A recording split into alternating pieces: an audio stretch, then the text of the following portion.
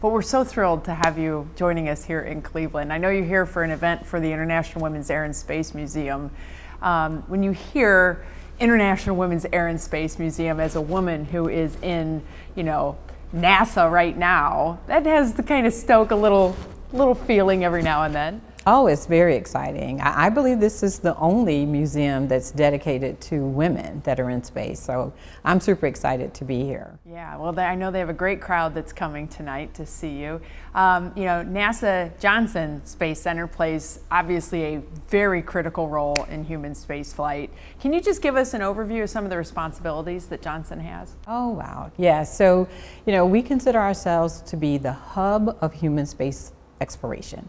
And because we are the operators, we have the astronauts who are actually the ones that go into space, and then we have people that are designing, building new spacecraft.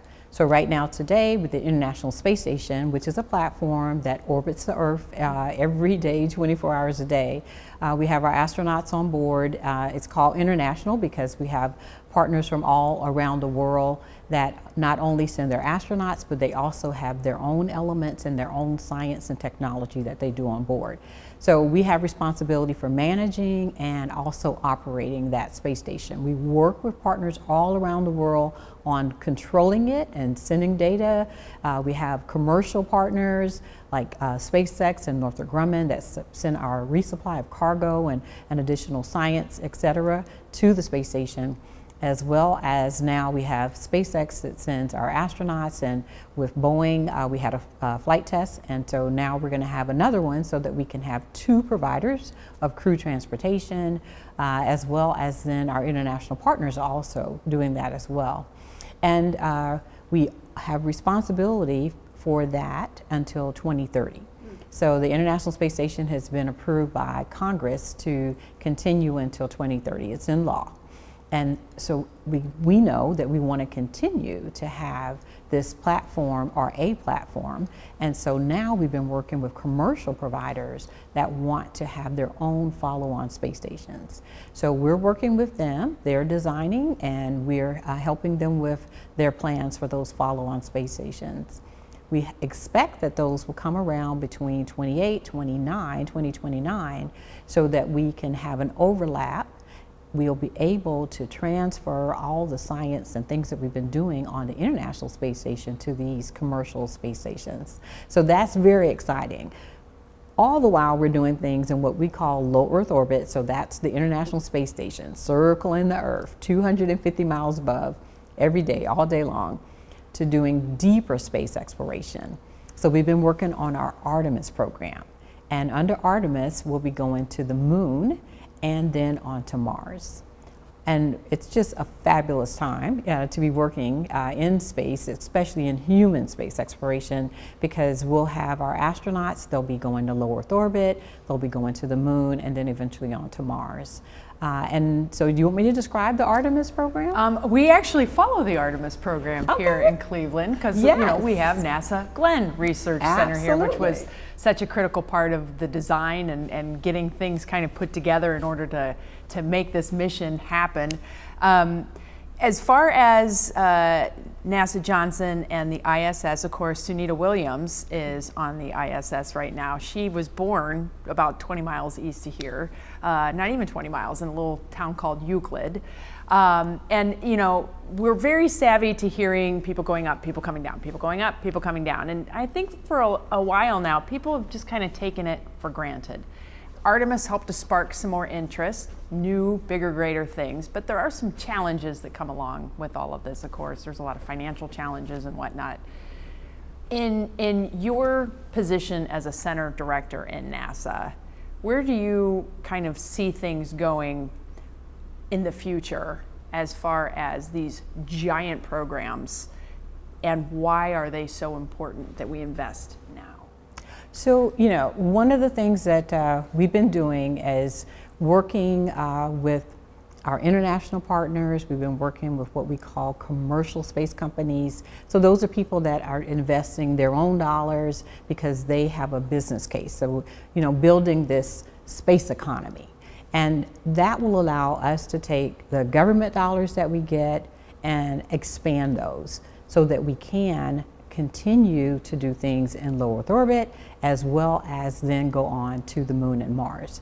So under the Artemis program, the way that that's being done is, again, using our international partners, their contributing elements, as well as NASA and then commercial companies. So an example of that is like the Orion spacecraft. The Orion spacecraft, we have a government contractor, Lockheed Martin. They're working with the European Space Agency. NASA Glenn helps us by they're working directly with the European Space Agency on the service module. So because of their propulsion expertise, they're the ones that are working directly with the Europeans on helping us to be able to get the spacecraft, what we call the capsule, service module, and then we're working with others that are providing a big launch vehicle, the ground system. And so, we'll have our first flight of that coming up on Artemis 2. We're going to be building out more and more capability. As we go forward, we're going to have a small platform near the moon called Gateway. And again, that's going to be international. It's going to be the US providing a habitation system. We have a power and propulsion element that we need for that. That is actually being managed by NASA Glenn. Those two things together will be the first initial element of that gateway.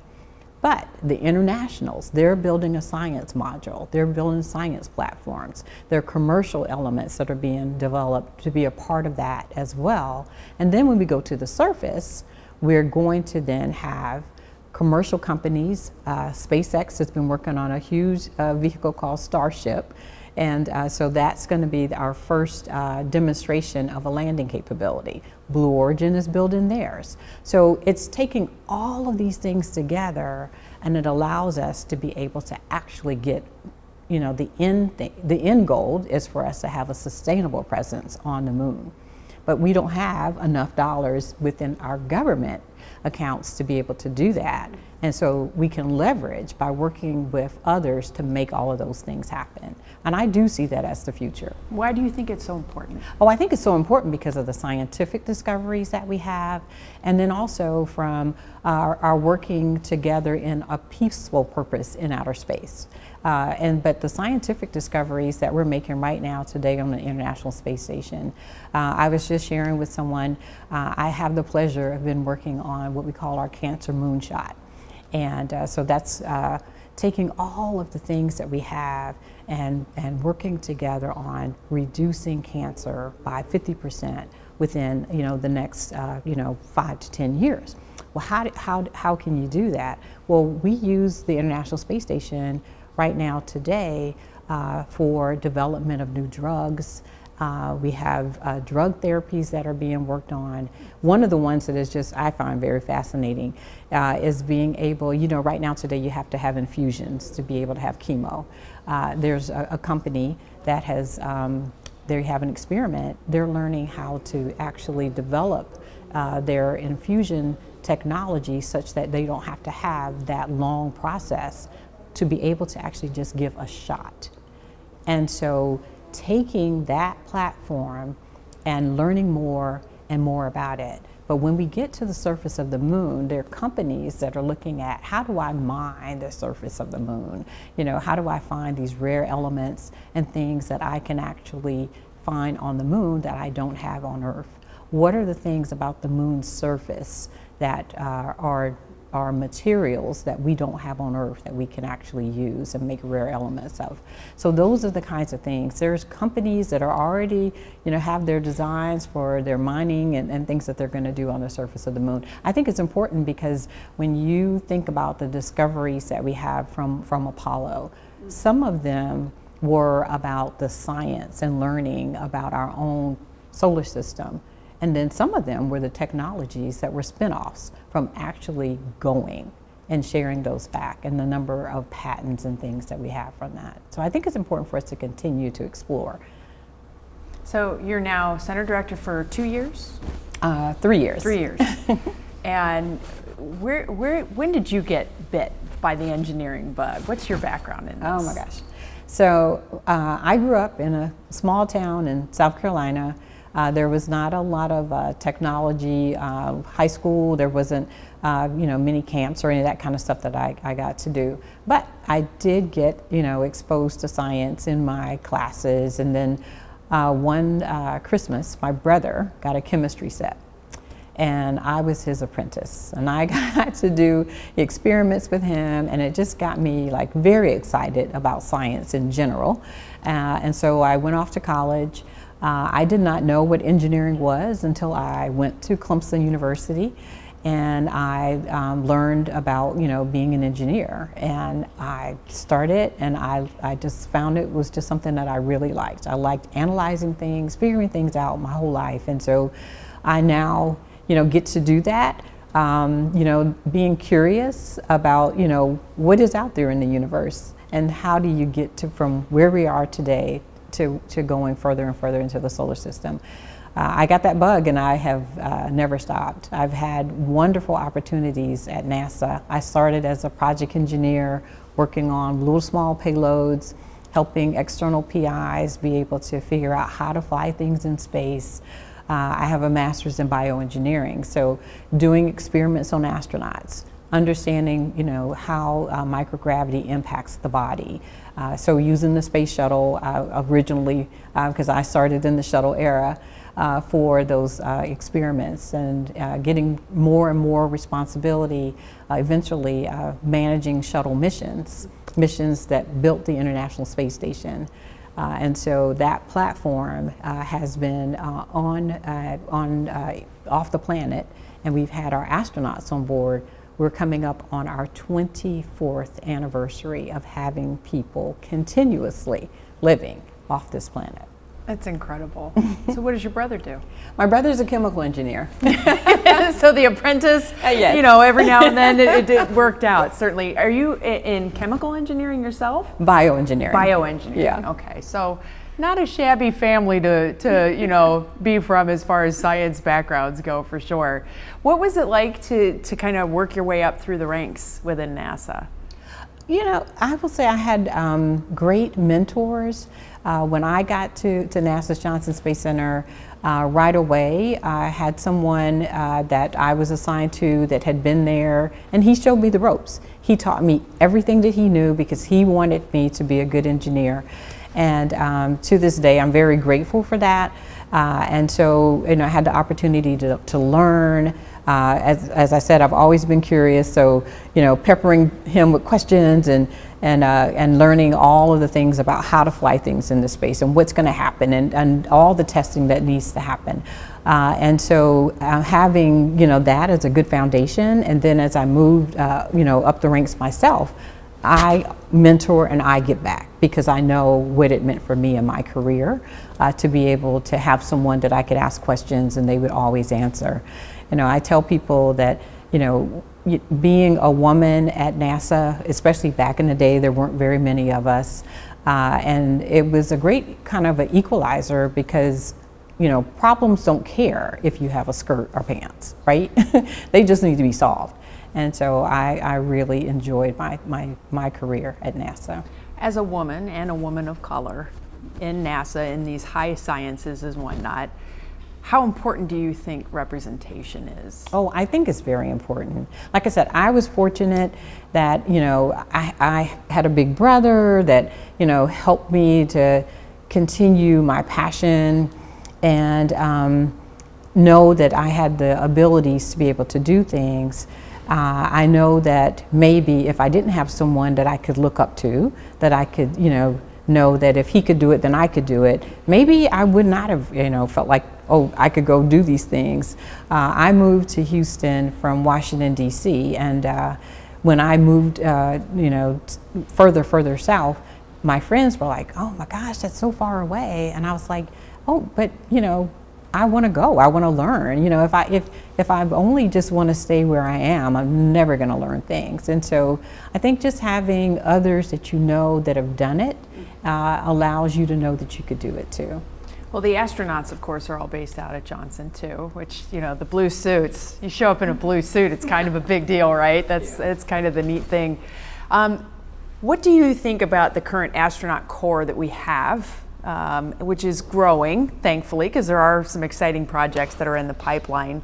And, you know, kind of the makeup of that crew. Can you give us any insights into our current Artemis crew and beyond? Oh yeah, well we have a fabulous astronaut corps, if I should say so myself.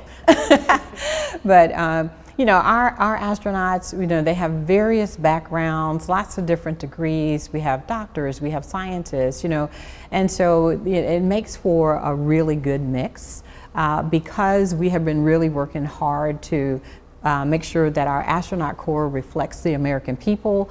When we send out for applications, we try to advertise, get it out there as much as possible. We have gone from like having 17,000, 12,000 people apply for selections of like, you know, 10 individuals.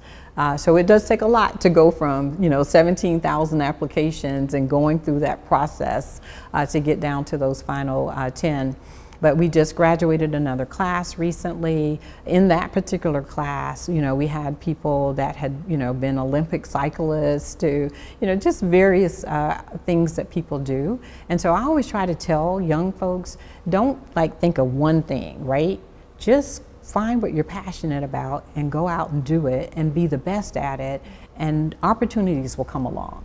Yeah, it's so exciting when, you know, we hear about an astronaut class, right? This is the latest astronaut class, and they go through their training. They train on all kinds of things, and then they get an assignment. Yep. What is that assignment process like, especially when you inform someone they got an assignment? So, you know, our astronauts right now today, though, we're down to about, I would say about 45, and so we just graduated more, and we actually just had another announcement, so we're in the process right now of going through that selection cycle. So first is the excitement of actually being selected, right? You know, going from that many people, and they have tests and evaluations that they go through, and then to finally get selected. Then when they come, they have to go through about a 2-year training period where they're astronaut candidates. We call them ASCANs. Once they finish that training, and they have to pass some, you know, milestones to be able to actually graduate. So then they graduate, and then they're getting their assignments. And so they're very excited to be able to get assigned to missions. So I will tell you the crews that have been assigned for the Artemis missions are very excited about that work, but they know that they're doing very serious, very risky things. And so, you know, we make sure that they're well prepared. We have a team of trainers that are making sure that they learn all of the lessons. We have high intensity training that they do. We have a fleet of airplanes called T-38s, they're jets. They do training there. They train in what we call our neutral buoyancy lab. They learn how to do spacewalks. We train them for doing we call it simulated training. And so they train on all of the elements of a mission before they actually go. So once they get assigned, they're busy. They're off training every day to get ready for their missions. So when you know, you go to Johnson and you know this incredible, the history that is just huge at that center specifically, and you start to kind of see all the different ways that all these different teams are working together for a similar thing, and then you see the resounding success of Artemis 1 and Orion coming back and the splashdown. What did we learn from that, specifically taking it from the astronaut side of things? Because here we were just happy to see it come back and it survived the tests, and you know, the mechanicals worked. What about the human factor in that Artemis mission? Yeah, so for Artemis 1, it was just what you said, was, you know, making sure that we could go deeper into space than we've ever been before. A part of that is the telemetry, you know, how are all the systems doing, how are they operating, and learning about those things. And we were very excited, especially the parachutes, right? That's a big deal for them to work. And so now what we're doing with Artemis 2, we have to outfit it with all the environmental systems. So we didn't do that because we didn't have astronauts on board on Artemis 1. We had, we don't call them that anymore. We had anthropometric, we used to call them crash dummies, but we were calling them dummies. That's fine. Compost, right? Arturo Compost, and Snoopy was on there, and so we had them all outfitted with sensors to make sure that when we do put our crew members on board, from a human factor standpoint, what is going to happen to their bodies. So we needed to understand, what the landing loads and all those effects we're going to have on them. But now we're going to have to make sure that we're scrubbing out the CO2, that we have O2, that we have the right temperatures. All those things are being added. Those systems are being added right now today as we're integrating the current Orion down in Florida in the assembly building that it's in. And so what we're going to be doing is taking what we learn from Orion 1 around the structures and all of those things, as you said, the mechanical systems, as well now as the environmental systems. We're going through testing, we're learning things as we go, we're having to make some changes, some adjustments to get it ready for our crews to be able to go on board, and that's the next step up. Last question, what are you excited about? I'm excited about, I would say every day I go to work excited, right? I wake up because I go to work because I know there's going to be something new that's happening. There's always something that's happening in space. Between sending our crews up to sending cargo missions. I think we even have a cargo mission that may be launching in today or tomorrow with additional science and things, to the science that's going on board, the discoveries, and then I'm excited about us continuing with our deep space exploration. So when we did do Orion 1, it was just, I cannot tell you what it was like to go into mission control, and in one flight control room we had flight controllers that were controlling the International Space Station, working and making sure that all the experiments were going on, and then in another flight control room they were controlling the Orion spacecraft. Both of those things were going on simultaneously. I felt like I was walking on cloud 9, and I can't wait to have that feeling again. A busy center is a happy center. Very much so. Well, thank you so much for sitting down with us. We appreciate it. Awesome.